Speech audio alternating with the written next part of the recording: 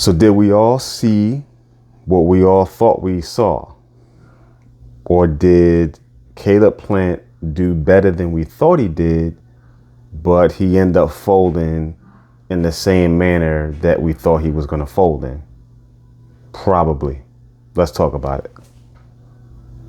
So, as I predicted, I felt that Caleb Plant would not have enough firepower to keep Canelo off him.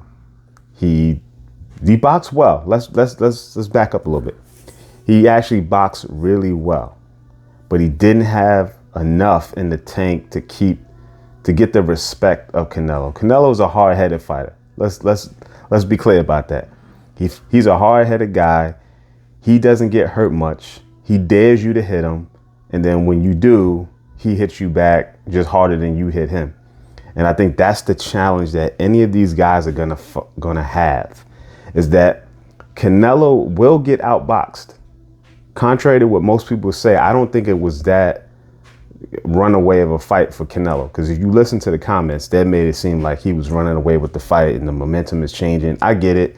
He hit harder, but he didn't throw enough punches to really make it seem like he was running away with the fight. I thought it was a lot closer than people were saying, people would admit. So he was getting outboxed, but he was doing it purposely, and he wasn't getting hurt. And so you have to take that into account of the momentum change, yes.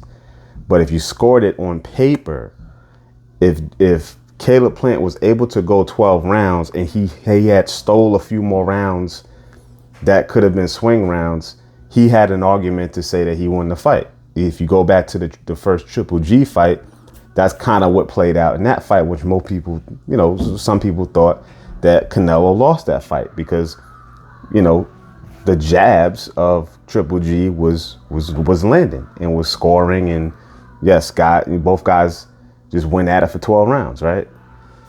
Caleb Plant just didn't happen to last the 12 rounds. So it was a matter of if he was going to last.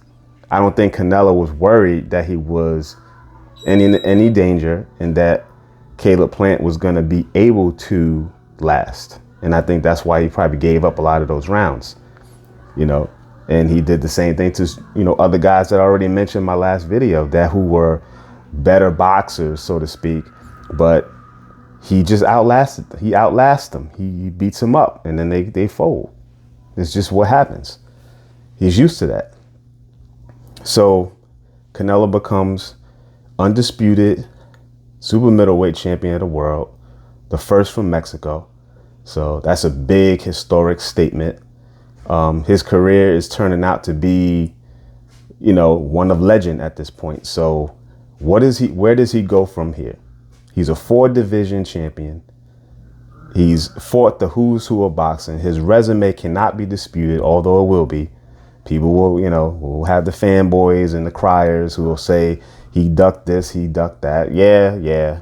So he has to some degree, but so who else hasn't? That's the issue, right? Who else has not ducked other fighters, and who else has not taken the best matchups? We got people thinking Fury is the best thing popping. He's probably got the worst resume of any champion. So let's be clear about that. So where does he go from here? You've got a lot of matchups between 160 and 175. Now, in my opinion, Canelo was really a 160-pound fighter, masquerading as a 168 fighter and toying with 175 at times. He's overcome any disadvantage physically that's been presented to him.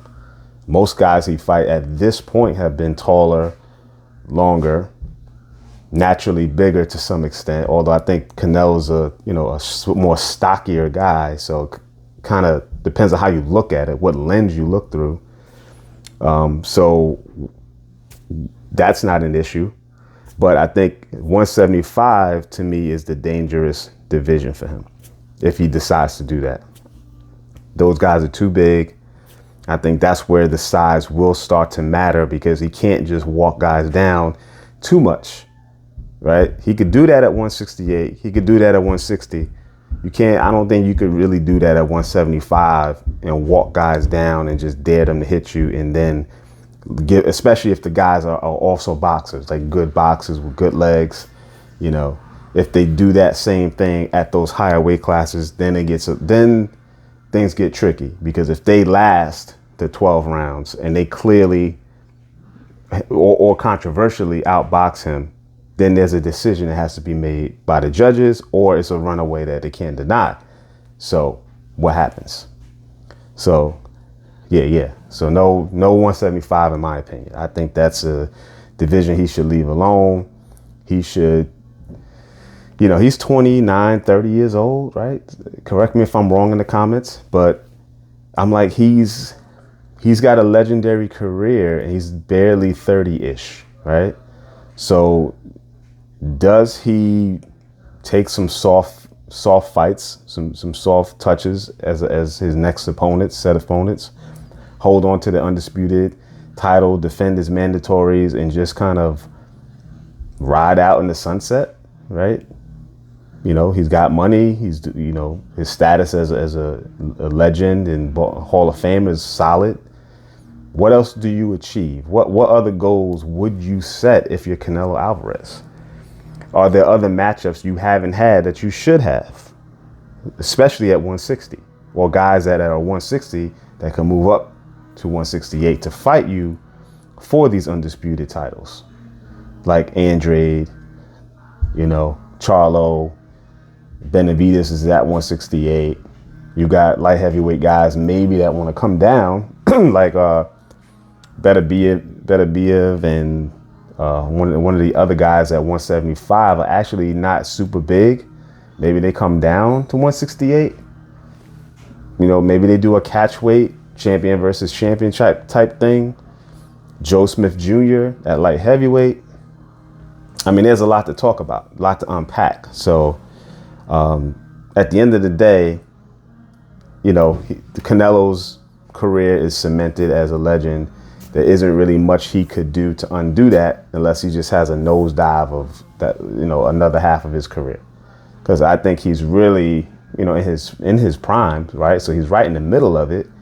So it all depends on what you carefully do at this point in your career, not to tarnish your career. And you could either be too careful or you could be too risky. So being in that sweet spot is probably the right thing to do. Plus, there might be some new guys coming up in a few years that becomes new threats in any one of these divisions that could be matchups. And it's all about, at this point, is making legendary nights happen, right? Because you've already achieved the belts, the undisputed, the unifications. You know, you've got, you know, champions upon champions, you know, big name fighters.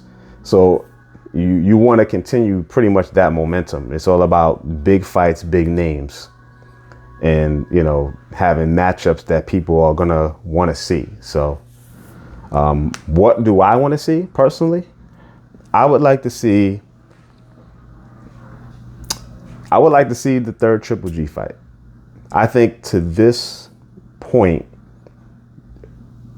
besides his loss to Mayweather, there has really been not much controversy in his career to address, other than Mayweather and maybe Erislandy Lara to an extent, but not controversy with Mayweather. He lost, so that was clear. I'm just saying, as far as like where he didn't win, or, you know, wasn't a definitive knockout or something like that. But I think a third Triple G fight. Triple G is on the tail end of his career, so most people probably gonna disagree with me. They don't want to see it, but I think, as far as skill versus skill, even though Triple G's not his prime, but maybe he is. We don't know. He's not fighting the top guys, and that's the issue, right? Canelo is. Canelo's fighting the name, so we're putting him on a pedestal. He's got all the eyes, but Triple G doesn't. He's fighting whoever he can fight, or he's fighting guys to keep himself just ready for maybe the Canelo fight, because he wants that fight just as much as I want to fight, right? But Triple G to me is the only guy that gave him the kind of problem we want to see again, right? Like we want to see him, we want to see Canelo tested and somebody push him to another level. It's just not happening with any of these other guys. He's just running through them. So to me, it's Triple G. And if it's not Triple G, it's David Benavidez, it's Charlo, those guys. So, Demetrius Andrade. Yeah. Demetrius Andrade too. But, again, the competition, right? Triple G is pretty much, to me, the best of all those guys. So you let me know what you guys want to see. What are your thoughts? And peace. See you on the next one.